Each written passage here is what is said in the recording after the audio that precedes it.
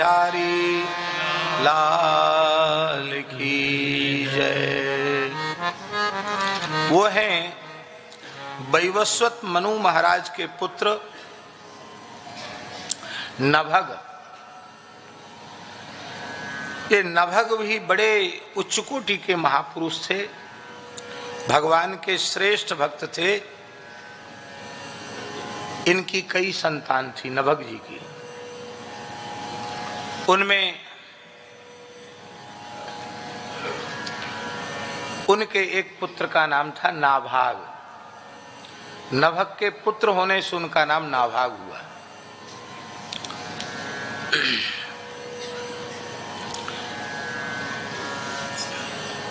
वेदों के बड़े विद्वान थे नाभाग जी। अध्ययन में मन लग गया, इसलिए अधिक समय तक ब्रह्मचर्य आश्रम में रहकर ही उन्होंने षडंग वेद का स्वाध्याय किया। आपके और जो भाई थे नाभाग जी के, वो सब समय से शिक्षा पूरी करके और घर लौट आए। नाभाग जी का मन ज्यादा लग गया। दीर्घ काल तक ब्रह्मचर्य का पालन करते हुए वो अग्नि की, गौ की, गुरु की उपासना करते हुए सांग वेद का अध्ययन करते रहे। और जब लौट के आए घर, तब तक भाइयों का विवाह हो गया और भाइयों ने संपत्ति का बंटवारा भी कर लिया। पैतृक संपत्ति का बंटवारा भी कर लिया।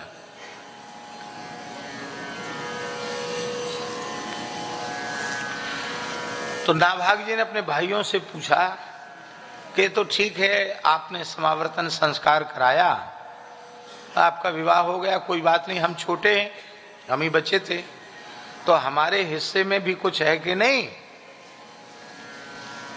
तो बड़े भाइयों ने कहा, तुम्हारे हिस्से में ये वृद्ध पिता माता हैं, क्योंकि ये हम लोगों के किसी काम के नहीं, सेवा करो इनकी। वर्तमान परिस्थिति में किसी के साथ ऐसा हो, भाई सब बंटवारा कर लें और अपने एक भाई को कह दें कि तुम्हारे हिस्से में पिता माता हैं, तो वह स्वीकार करेगा? झगड़ा होगा। लेकिन शास्त्र ज्ञान का फल यही है, विवेक उत्पन्न हो जाना। विद्या ने यदि विवेक जागृत नहीं किया तो हमारा विद्या का श्रम व्यर्थ हो गया। नाभाग जी बड़े विवेकी थे। उन्होंने कहा, वाह, आप सब बड़े भाइयों ने मेरे ऊपर सबसे अधिक कृपा की है, मुझे सर्वोच्च संपत्ति प्रदान की है। संतान के लिए पिता माता की सेवा से बढ़कर कोई संपत्ति नहीं, शिष्य के लिए गुरु सेवा से बढ़कर कोई संपत्ति नहीं। आपने सबसे बड़ी संपत्ति कृपा पूर्वक हमें प्रदान की है। जाकर पिता माता को प्रणाम किया नाभाग जी ने और कहा, पिताजी आप हमारे हिस्से में आए हैं, अब हमारे कोई जमीन जायदाद तो है नहीं, घर द्वार तो कुछ है नहीं। तो सरयू जी के किनारे उपवन में एक पर्णकुटी बना ली, वेद लक्षणा गाय रख ली और कहा कि जैसे हम रहेंगे वैसे आपकी सेवा करेंगे, आप हमारे यहाँ चलिए। उस काल में तपोवन में रहने की अनुमति किसी राजा से प्राप्त करनी अनिवार्य नहीं होती थी, क्योंकि तपोवन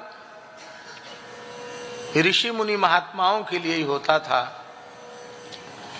और वन बंधुओं को अलग से प्रशिक्षित सुशिक्षित करने की भी आवश्यकता नहीं पड़ती थी, क्योंकि एक एक वन्य प्रदेश में जब ऋषि मुनि महात्मा विराजते थे, उन्हीं के दर्शन से, उनके संपर्क से, उनके समागम से उनके संस्कार सुरक्षित रहते थे और उन्हें वह कुछ प्राप्त हो जाता था जो बड़े बड़े नगरों में रहने वाले लोगों को प्राप्त नहीं होता था, वो हमारे वन बंधुओं को प्राप्त होता था, क्योंकि वन के वास्तविक बंधु वन बंधु हैं और वन बंधुओं के बंधु ये ऋषि मुनि महात्मा हैं जो तपोवनों में रह करके तप किया करते थे।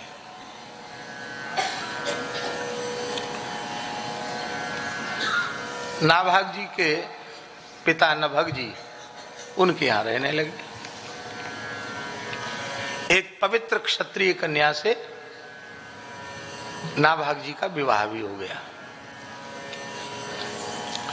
लेकिन वे धनहीन थे, उनके पास भौतिक संपत्ति का सर्वथा अभाव था। फिर भी उनके मन में कभी अभाव का अनुभव नहीं हुआ, क्योंकि उनकी चित्तवृत्ति स्वभाव से ही परिपूर्ण भगवान में प्रतिष्ठित थी, धर्म में प्रतिष्ठित थी। इसलिए वे आत्मराम, आत्माराम, आप्तकाम, पूर्ण काम, परम निष्काम थे। उनके मन में धन की कोई कामना नहीं थी, अभाव का अनुभव ही उनको नहीं था। पर पिताजी को चिंता रहती थी कि और तो सब भाइयों ने बेईमानी की इसके साथ, ये सीधा साधा, इसके पास कुछ नहीं है, मैं भी इसको कुछ नहीं दे पाया। एक दिन पिताजी ने कहा, बेटा तुम वेदों के अप्रतिम विद्वान हो। इस समय हिमालय में, उत्तराखंड में अंगिरा गोत्र के ऋषि ब्राह्मण सदेह स्वर्ग जाने के लिए यज्ञ कर रहे हैं, लेकिन उनका अनुष्ठान पूर्ण नहीं हो पा रहा है। लंबे समय से यज्ञ कर रहे हैं पर सदैव स्वर्ग नहीं जा सके। हमारे यहाँ इस प्रकार के भी अनुष्ठान, इसका मतलब है कि आप सशरीर स्वर्ग आदि लोकों में जा सकते हैं, मरने की जरूरत नहीं। सदैव स्वर्ग जाने के लिए यज्ञ कर रहे हैं, जा नहीं पा रहे हैं। क्यों? क्योंकि छठे दिन की जो विधि है उसमें उनको उनकी भूलवश व्यतिक्रम हो जाता है, स्वर का विपर्यय हो जाता है, और स्वर के विपर्यय से फल में विपर्यय हो जाता है। तुम उनको छठे दिन के मंत्रों का ज्ञान कराओ तो उनका प्रयोजन पूर्ण हो जाएगा। और उनके यज्ञ में बहुत संपत्ति है, सब स्वर्ण पात्र हैं यज्ञ के, स्वर्ण मंडप है, स्वर्ण पात्र है, खूब संपत्ति है उनकी यज्ञशाला में। वो तो चले जाएंगे स्वर्ग और सारे यज्ञ की बची हुई संपत्ति वे तुमको दे देंगे, तुम भी धनवान हो जाओगे। यद्यपि नाभाग जी के मन में धनवान होने की कोई कामना नहीं थी, पर वे पितृभक्त थे, पिताजी के भक्त थे। बोलो जो आज्ञा पिताजी। और वे उत्तराखंड पहुंचे, ब्राह्मणों को मंत्र बताए, ब्राह्मण सदैव स्वर्ग चले गए और प्रसन्न होकर सारा धन नाभाग जी को दे गए। नाभाग जी वो सब संपत्ति बटोर रहे थे, इकट्ठी कर रहे थे। उसी समय एक महापुरुष पधारे जो नील लोहित वर्ण के थे, हाथ में त्रिशूल लिए हुए थे, और उन्होंने कहा,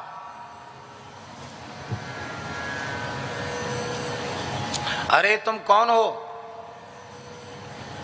यह मेरी संपत्ति है, इस पर तुम अपना अधिकार कैसे जता रहे हो? इसको कहां ले जाओगे?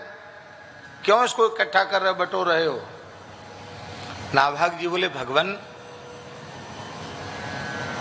मुझे तो ब्राह्मणों ने आज्ञा दी है कि ये बची हुई संपत्ति तुम्हारी, तुम ले लेना। सारी बात बताई। आप कह रहे हैं तो हमको कोई इतराज नहीं, आप ले लो। हाँ, आपकी है तो आप ले लो। बोले नहीं, तुम्हें पता नहीं है, तुम मुझे पहचानते नहीं हो। एक कानूनी व्यवस्था के अनुसार इस पर हमारा अधिकार है, और जाओ अपने पिताजी से पूछ के आओ। नाभाग जी बोले, हमने तो आपकी बात मान ली, हमको नहीं चाहिए। बोले नहीं, पिताजी से पूछ के आओ। कहा जो आ गया। तो फिर उत्तराखंड से पैदल चलकर अयोध्या आए और सरयू जी के उपवन में, जहां पिताजी आश्रम में निवास करते थे, पिताजी आपकी आज्ञा से हम गए तो थे, लेकिन वहां ये घटना घटी। अरे बेटा, तुम तो बड़े भाग्यशाली हो। वे नील लोहित पुरुष कोई सामान्य महापुरुष नहीं, वे तो साक्षात देवाधिदेव भगवान शिव थे। भगवान शिव हैं वो। जब दक्ष ने श्राप दिया था कि हम शिव जी को यज्ञ भाग से बहिष्कृत करते हैं, उस समय ब्रह्मा जी ने ये मर्यादा स्थापित की थी कि यज्ञ में बचा हुआ जो अंश होगा वो रुद्र का होगा। एषते रुद्र भागोस्तु यदुच्छुष्टोध्वरस्य वै। यज्ञ का बचा हुआ जो अंश होगा वो रुद्र का होगा, ये व्यवस्था दी थी। तो बिल्कुल ठीक, यज्ञ से बची हुई संपत्ति शिव जी की है। उनको प्रणाम करना और उनको कहना, महाराज हमसे भूल हो गई, आप हमारे अपराध को क्षमा करो, यह तो वस्तुतः आपका ही है, आप ही ले जाओ, हमारे ऊपर तो प्रसन्न हो जाओ, आशीर्वाद दे दो, कृपा कर दो, हमको कुछ नहीं चाहिए। जो आज्ञा पे तो फिर गए। जाकर उन्होंने फिर प्रणाम किया और सारी बात निवेदन कर दी। भगवान शिव प्रसन्न हो गए, बोले देखो तुम क्षत्रिय हो, देव द्रव्य ग्रहण करने का, यज्ञीय द्रव्य ग्रहण करने का अधिकार ब्राह्मण को है, क्षत्रिय को नहीं है। मैंने इसे स्वीकार कर लिया और अब हम प्रसाद रूप में तुमको दे रहे हैं। यह संपत्ति तुम्हारे यहां अक्षय होकर के रहेगी और तुम्हारे भाइयों ने तुम्हारे साथ जो अन्याय किया है वे तो जैसे के तैसे ही रह आएंगे। अन्यायी व्यक्ति की उन्नति कभी नहीं होती है। और तुम्हारा पुत्र महाभागवत, परम भागवत होगा, भगवान का महान भक्त होगा, अम्बरीश उसका नाम होगा। वह सप्तद्वीपवती पृथ्वी का एक छत्र सम्राट होगा। अयोध्या नरेश, सारी धरती का साम्राज्य उसके हाथ में होगा और वो भगवान का महान भक्त होगा। भगवान शंकर, विनय पत्रिका में गोस्वामी जी ने लिखा है, दानी को शंकर सम नाही, शंकर जी के जैसा कोई देने वाला नहीं है। तो रुद्र भाग, ये रुद्र का भाग है। भगवान शंकर आशुतोष हैं, अवधर दानी है।